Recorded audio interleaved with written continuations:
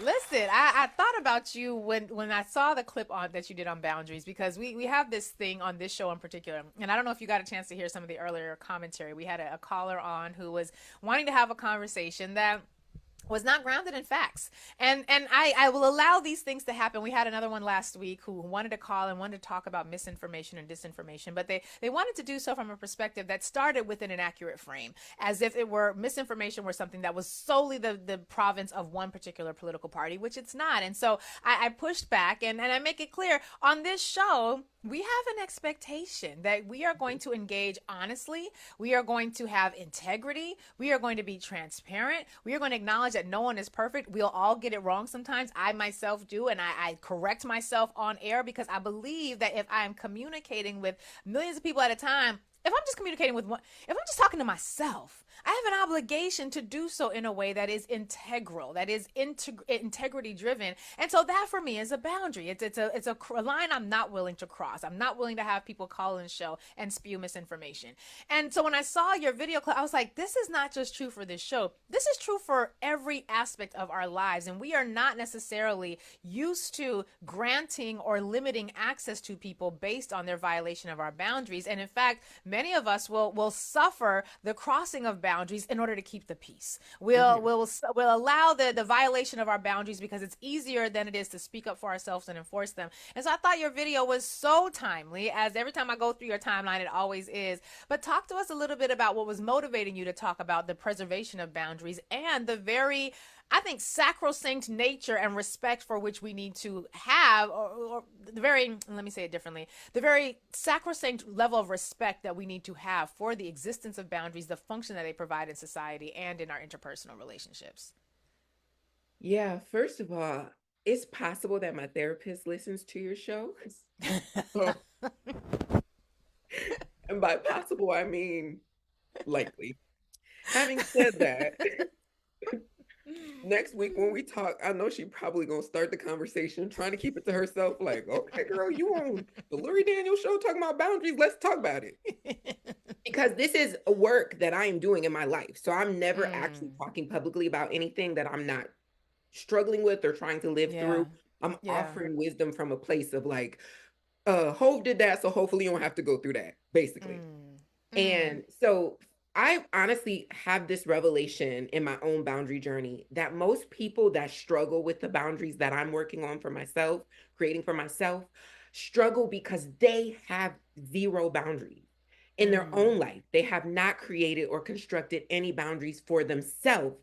And so, Mm. therefore, when you show up with a boundary, they can't, what do you mean I can't do that? And in fact, in Right. our own families, in our own lived experience, we've certainly experienced this. Let's give an example of maybe like you've said something to your sister or your brother, and you've said, you can't do that. Or, you said, that doesn't feel good to me, so I don't want to do that anymore. And they say, well, I did that, or I've been doing that, or we've been doing that our whole life. Right. You don't have to do it anymore, though. If it doesn't Mm. feel good to you, if it doesn't serve you, if it doesn't enrich you, if it doesn't honor you, no matter if we've been doing this for 42 and a half years, we Mm. can decide that today, this is the end of that. It doesn't serve me. And very likely, it has never served me. And the last thing I want to say in this Wow. introduction of mine is that you started by talking about we do this to keep the peace. We, and then here's the issue though, you will cause harm to yourself to Mm. keep the quote fingers peace. So everybody else in the situation is good now, but you. Mm. So what does it mean then, for us to create boundaries that really honor ourselves? And on the other side of that, it really does honor others because in my own boundary journey within my family, I'll use, my family as an example. Within my own boundary journey, it has been empowering for other people in my family to be like, oh, I can say no to that. I didn't know that that was a Wow. thing. I didn't realize that that was even a Ooh. conversation that we could have. Yeah, the idea that I can say no to something, like sometimes I've used the phrase "I give you permission to" to do a thing that to me feels obvious, but is obviously something that you are Mhm. not free enough to do. But the idea that, oh, I didn't know we could say no to that, and it's particularly true as we're talking about families, and we're going into the holiday season, and we all know that that can bring out a whole lot of boundary crossing and boundary violation for a whole lot of us, and many of us Uh-uh. are dreading going home. We are, it's not even Halloween, but we already like, Lord, here come Thanksgiving, I'm about to sit at the table and they're gonna violate all my boundaries. And so there's already a level of angst, in addition to seasonal affective disorder, which comes around this time of year as well. But the idea that I didn't know I could say no to that. Let's sit in that space for just a little bit, because I feel like so many of us, that is how we show up. So like, and I'll give an example that's not family. We'll give, because family is a key area, but so is the work environment. When I was a baby lawyer, I was a corporate lawyer at a big law firm, and we had office mates. My first office mate was a white girl. She was white Jewish woman, and we, but then I moved into a different department, so I moved into another floor, and so I had a white male office mate. Now, when I was with my white female office mate, we would, like, the phone rings on a Friday, we're answering the phone, because that's the assigning partner. We know that the assigning partner has assignments to give, and we wanted to get good assignments. We wanted to show that we were team players, so we're answering the phone.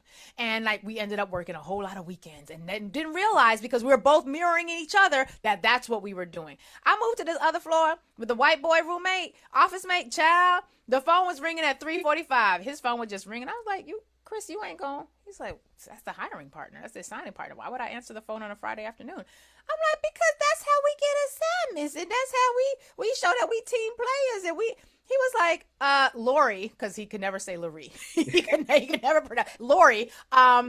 We work together, meaning we and the assigning partner. He's like, we're colleagues. I don't answer to them. I only answer to the partners that I work with. And I only work with the partners that I want to work with, because I've sought them out. I'm not going to get to work with the partners I want to work with by answering the phone on a Friday afternoon. I'm just going to get a whole lot of work. It's going to take me away from the things I want to do. And I was like, oh, we can do that? Because revelation. Revelation. I didn't know it was whole ass people not answering the hiring partner's phone. Me and just Jen, or whatever the child name was, we was doing all the labor of the work, because we thought that's what good workers do. And I didn't know that we had permission to not do that. And here he was making the same amount of money I was. I don't know how long that lasted, because sexism, but making the same amount of money I was, and had a completely different relationship and a respect for his boundaries. And he did not work on the weekends. He was not billing all the hours I was billing on the weekends. Are actually telling us why boundaries is an issue, because it's a desocialization. So you there with the other woman, and y'all have no clue that boundaries is an option. You know why? Because we have been socialized since we were little girls into showing up, doing extra labor. It's layered too. It's a Black woman and a Jewish woman. So there's layers of culture even inside of that, right? It's so deeply layered into, you can't say no, that's not acceptable. I had this conversation years ago with my grandmother, who is one of my favorite people on the planet. And who I think, I always identified her as a womanist, and she has 6 girls and raised these 6 girls by herself when her husband died, when my mother was a very small girl. And so I always saw her as this, pillar of like womanhood and femininity. I'm like 13, 14 years old, go down to my grandmother's house to spend the night one day after school. One of my guy cousins is down there. And the rule at my grandma's house is you could sleep in whatever room you clean up. You make up the bed, you clean it, you put the new sheets on. That's the room you can sleep in. So I got there, I made up the bed in the room that I wanted to sleep in. My cousin gets there later after wrestling practice. He goes and gets his ashy self in my bed. I say, this isn't right. You need to go upstairs. My grandmother says, just let him sleep in there. You can go make up the bed upstairs. I'm so furious, but this is my grandmother, Southern Black woman from Alabama. It's no way that I can talk back to her. So I go upstairs, I make up that bed. I'm so hurt. I'm so disappointed in my grandmother. The next morning, we get ready for school. I don't speak to her. I don't know what audacity came into me that said, don't speak to your grandmother, but I don't speak to her. I leave the house. I don't speak to my grandmother. After school, I'm expecting to go to the house, get slapped around, whatever, because you left the house by several people, because, you do something to your grandma, your mom and dad got to show up and get you about it too. So I get to my grandmother's house. Aunties. Everybody's showing up. You beat your grandma up. No, I just didn't speak this morning. So by the time they get to you, you done beat her up, took the money. You beat your grandma up. So I go to the house. My grandmother opens the door, apologizing. She says, we've never had beef before. That's not what my grandma said, but she said some version of that. We've never had any issues before. And it actually hurt my feelings to see you walk away hurt. And it hurt my feelings to see you leave this morning and not speak. And I had to actually sit down and think about what this is. She says, this is my childhood stuff.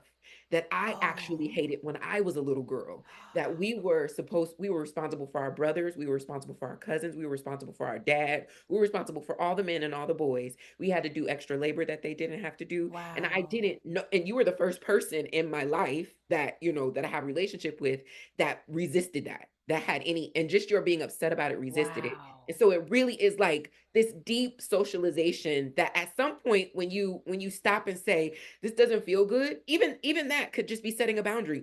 This doesn't feel Yeah. good. If nobody has ever said that out loud and you hear your sister sitting right there and she say that don't feel good and you like, I don't like it either. It's a Mm. revelation. We don't have to do Hmm. this, but it's so layered.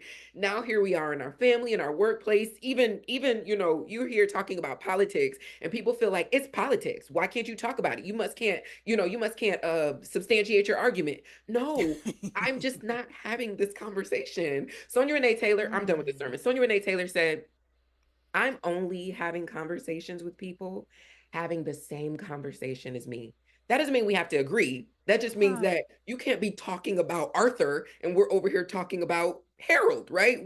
We need to Mm. stay on task. And so even those kinds of things are a boundary. Like, can we be in relationship with each other saying the same things? And if we're not saying the same things, is it okay for me to say I'm actually no longer available for this discussion? It's not because I can't Wow. substantiate my argument. It's really just because it doesn't feel good anymore. It doesn't Where we're headed isn't going to be, beneficial for either party. So I am actually creating the boundary that's the end of this conversation for me.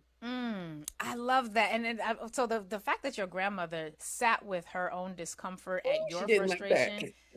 And, but to me, sometimes we feel like cutting off and addressing a boundary violation requires an explicit confrontation. Like, how Hmm. dare you violate my boundary? I said this was my Hmm. boundary, and you violate. And we sometimes approach those sorts of violations as if the only way to respond is to proactively engage in some sort of confrontational Hmm. display. But you actually were able to enforce that boundary by walking away. I might be willing to bet, and you tell me, your family, I don't. Had you confronted and argued and debated, it might not have worked out as well for you than if you just Honestly, kept your peace, minded your peace, and maintained your sense of internal integrity. Because your internal integrity is like, well, we ain't gonna do is that like it's cool. Not after that. mhm. Not after It you. I'd just have made up hurt. two Yeah. beds and only got to sleep in one of them.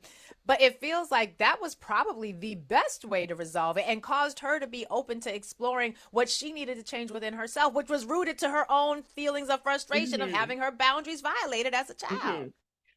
1,000 trillion% I can say that if I would have said something, that for sure is when the whole neighborhood would have been at my house trying to whoop Yeah. up on me. Like, you Yeah. got smart with your grandma, you slapped your grandma. I didn't. I just said grandma, that's not right. But what I Thank you for have the found in my details. family in particular, and I think that this could, be reality for a lot of people as well, that when I say ouch, Mm. when I just say that doesn't feel good, it's a thing. I talk in that video clip, I talk about softness, being seated, a regulating nervous system. Yeah. And it's a thing that I'm consistently pursuing. In my best-selling book, All the Black Girls Are Activists, A Fourth Wave Oh, Womanist Pursuit of Dreams as Radical Resistance. come on. And I where can we get the book? The You best-selling can book? Where get the can we book get it? anywhere books are sold. There we Thank you. go. Because it's a best-selling book. But in the book, there's a chapter called In Pursuit of Softness. And when I talk about softness, I'm not talking about the soft girl life that a lot of people are talking about, this Yeah. luxury, even though get your luxury, I'm not mad at it. I'm talking about a a regulating nervous system where you know what it feels like to be safe Mm. and seated completely in your body. Some people might Mm. call it your home frequency. Do you know what your body feels like when you are well, when you are Wow. relaxed? But you know what it feels like when you got to get up out of your seat, though. You got to literally sit up, you got to nuck, you got to buck, your body is doing Mm. something. It's not just a word that's happening. Your body is physically responding to that. So because Mm. I've been on this journey, on this softness journey around feeling well in my body, anytime somebody disrupts that, triggers that, interrupts that feeling, and I start feeling myself getting up, instead of Yeah. getting all the way up out of my seat, often what I'll do is just say, "Ooh, that doesn't feel good. I don't like how that Mm, feels. I've told my dad, you talk too hard to mm. me. I need you to talk to me like your little bitty baby. Like, I really will introduce, the language of ouch into a conversation, or I will whimper, or I will, and honestly, again, we could talk about like social, how Black women in particular have been socialized against that kind of softness or Yeah. vulnerability. And I just think that it would be profound for us. It would be radical, it would be revolutionary for us if we inserted ourselves back into the space of saying, I don't like that. That doesn't feel good. That's going to make me cry. That's going to make me, right. Like, I think that Mm. there is something very profound about that. I think even just verbalizing it, like that doesn't Mhm. feel good. And even if you're just verbalizing it to yourself and you are, because we're talking a lot this morning or this week about the way that we think and how the mind is so powerful and how if we are lazy thinkers and we just allow any old thought that enters to sit up and take residence, that's a recipe for disaster. But Uh-huh. when it comes to the idea of if even saying to myself, this doesn't feel good. I don't I, like that. I actually don't like this. I think this Hmm. is, I'm going to leave. Now, one of the things that I'm learning about boundaries, because I'm also in a boundary learning phase, is this idea that once I establish something that's a boundary, it applies to me. It doesn't apply to you. So if I say Uh-huh. my boundary is I am not going to engage with people who talk to me like this, that doesn't mean you're not going to talk to me like this. That just means that when you talk to me like this, I can't control what you do, but I can control what I do. So if my boundary is I'm not going to engage with people who talk to me like this, and then you Hmm. talk to me like this, my boundary is says that now I must go. Now this conversation is over. We're no longer engaging. You can keep talking, which you probably will because you're violating my boundaries anyway. You can keep talking, but as you're doing that, I'm leaving. I'm taking my ball, whether I'm mentally gone and just completely checked out, or I'm physically getting up and no longer All going to be right. subjected to hearing what it is that you have to say. And depending on the circumstance and where you're at, you might have to pick and choose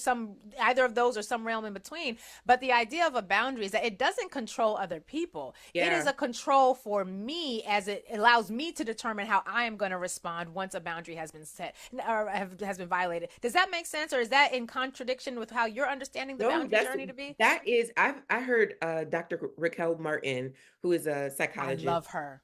In Yes. fact, Jonah, Amina, get her back on the show. I love her. She's so dope. Twinsies, love, love, love. But Yes. she says she actually has explained this, that there's a difference between a rule and a boundary, right?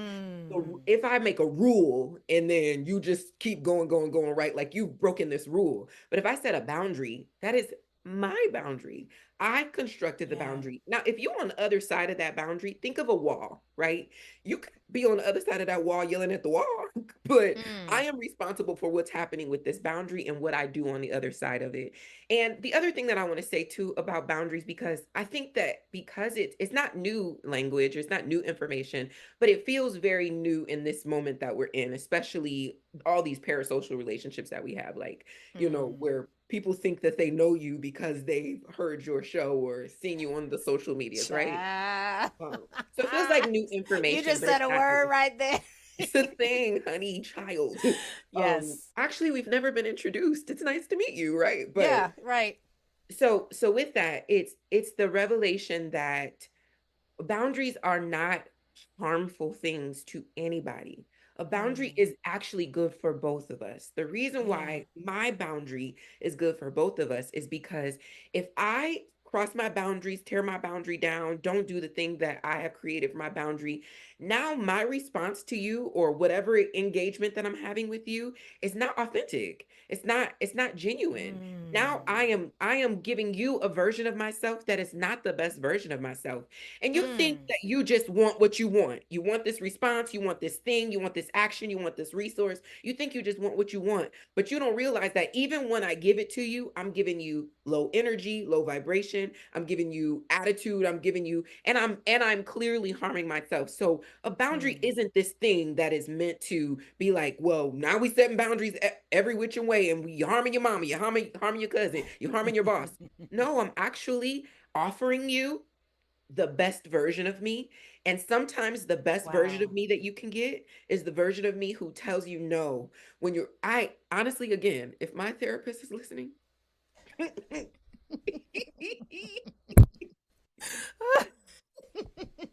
Good luck on your next conversation. honestly, You know what? It's funny. I think actually, I think I learned that thing about boundaries and rules from Dr. Raquel Martin. The more I'm okay, thinking about it, I'm pretty uh-huh, sure she's the one who I learned that from.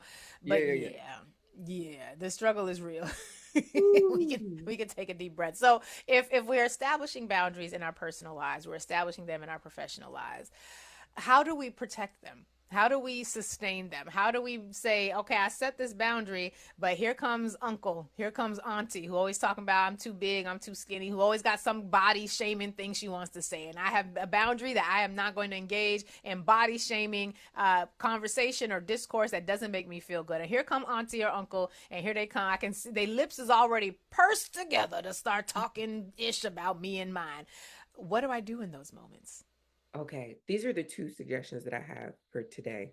Number one, create a boundary plan. And then number two, create a boundary community. The boundary Oh. plan is, you know, this is not, you're never surprised when people cross your boundary.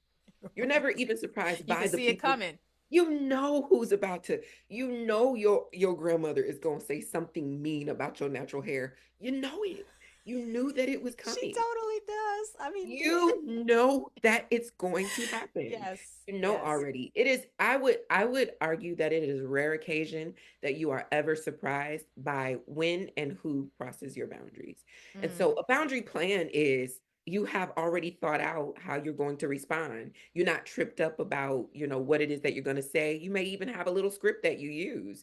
Even Wow. the example that I gave about, oh, that doesn't feel good to me, so I'm actually no longer available for this conversation. And then, because if it's Mm. auntie who don't care about what you just said, doesn't care that she just hurt your feelings, that might have been the intention. You have an exit Oh, plan already. You know that after you say this to auntie, that doesn't feel good to me, and so I'm actually not available for this conversation anymore. That then wow. you must leave the room, you must leave the situation, you must go to another space in the house and let Mm. auntie deal with hoot holler, at whatever it is that she's going to do on her own in her own way. Wow. The other portion, the other example that I'm giving is having a boundary community, meaning if you could just galvanize at least one other person in your world to support you on your boundary journey. In my Mm. boundary journey, for example, in my family, the first person that I had a major like boundary, there was drama, was actually my oldest sister. And we Oh, stopped wow. talking for a while. I unfortunately had to go no contact in that relationship. It was very difficult. I'm from a very close family. See, also Mm. enmeshed family, which might be a Mm. conversation for another day. I'm from a Mm. very close family. So not talking to my oldest sister, and I'm her baby sister, Mm. was violent, not just for me. It was my Yeah. mama had a problem with it. Everybody had a problem with it. And Wow. which means that me going no contact with my sister caused conversations that had to happen with other people as well. I'm gonna Wow. tell you, the number one person on my boundary support system now is my oldest sister, Mm. because when we reconciled and she had the time and the space to really realize what was happening in our relationship and the way that it was impacting a lot of other spaces in our lives, she now has her own personal language. She had the revelation. Now, obviously, Wow. that isn't always going to work. Sometimes Right. that boundary or that no contact may be a forever thing. However, in this particular situation, now I have an ally. So my mom can Mm. sometimes be cutting up about stuff, and I never know about it because my sister done broke it down, laid out Mm. the everything. I'm the only person that's not Christian in my family. So very recently, my oldest sister Ooh. had to my oldest sister, who is Christian, had to break down Ifa and Orisha and Wow. initiation to my mom. And the fact that she was willing to, even in her fully Christian self, willing to have that conversation to kind of settle my Mm. mom down about some of the things that she was saying is like, oh, girl, we've come a long way. We have come a long way. Wow. So having a plan, having a boundary plan. I already know what I'm I going to say, love what I'm going that. to do, how I'm going to exit, how I'm going to move.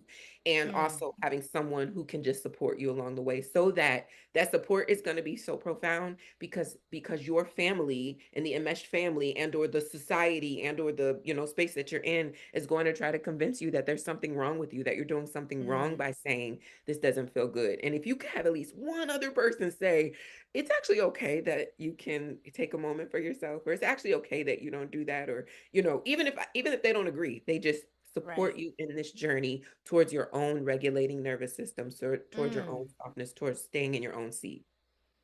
regulating nervous system, your own softness, and staying in your own seat. That might be my next mantra. I'm always looking for a good mantra. I usually, go with Nam Myoho Renge Kyo, but a good mantra is good. I like that. Regulating Okay. nervous system, staying in your seat, softness. These are things that we Mhm. can strive for, folks, and they're things that can exist without a whole lot of effort when we Yeah. do the very good work of preserving of one, naming our boundaries, because a lot of us Yes. want to claim the benefits of boundaries without actually doing the work of naming them, and doing the Hmm. work of thinking through, when do I feel violated, and how, what would Hmm. a boundary for this sort of violation look like for me. So that in and of itself is work, and I'm sure if your therapist is listening, she's going, that will likely be a thing. And if you are not talking to your therapist about this yet, ask it in your therapy Yes. sessions. Everybody getting therapy, because we need it. We all need it. In Yeah, fact, that would be number three. It really should that's be the number third thing three. on the list. Okay, Get you get some you some therapy. therapy. Yeah. Hmm. Get you some therapy. Okay, I like that. Boundary plan, boundary community group, and a therapist That's who's there. going to help you work in your best interest. Ebony Okay. Janice, I think you're so dope, and I'm always grateful when you give us some of your time. For people who want to follow you, because you do phenomenal live videos, and I don't know if it's live. I usually see them once they're already posted, but you do really good work in so many of these areas, particularly for those of us who are trying to break out of some of the boundaries that others have put us in, or those aren't boundaries. I would say the shackles, maybe the shackles that Hmm. others have put us in. What's the best way for people to connect with you, follow you, support you, and one more time where we can get that best-selling book and the name of it, Oh, please, if you don't the mind. the book is the best-selling book. It really is a Oh, best-selling book. I'm not just naming that for the record. it really All is. the Black Yeah. Girls Are Activists, A Fourth Wave Womanist Pursuit of Dreams is Radical Resistance, and you can get it wherever books are sold, literally. Ebony Janice everywhere, EbonyJanice. And I'll be in New York next week. I have a event at Oh, the Jefferson Market Library on the 23rd at 6 what? p.m. And I'm talking with hip hop historian Dr. Kashima Hutchinson. We're talking about Black Wow. girls 2024 and beyond. So we'll talk about the book. I may have some books with me, and it would Okay. be really dope to meet you if you're around and or Yes, hold on. anything. I'm looking at my Mhm. calendar right now. I'm like, what is happening on the Yeah. 23rd? It's a lot happening on the 23rd. But we gonna try to make that happen. Is that an evening event, a day event? It's evening. It's at 6 p.m. at Jefferson Okay. Market Library Oh, in we New have York. our Project 2025 community discussion tonight. Damn it. Understood. Anybody else that's listening and you're in the New York area, you can come if you coming to be sweet. Yeah. Don't come be Mm-hmm. aggressive. Come be sweet. Yeah. Or you can get catch all the smoke, because I sweet don't want smelling no smoke. savors also have smoke when necessary. Ebony Uh-huh. Janice, we appreciate you, sis. Thank you once again for being with us Thank you for today. having me. See you soon. Be Take care, well. peace. See you soon.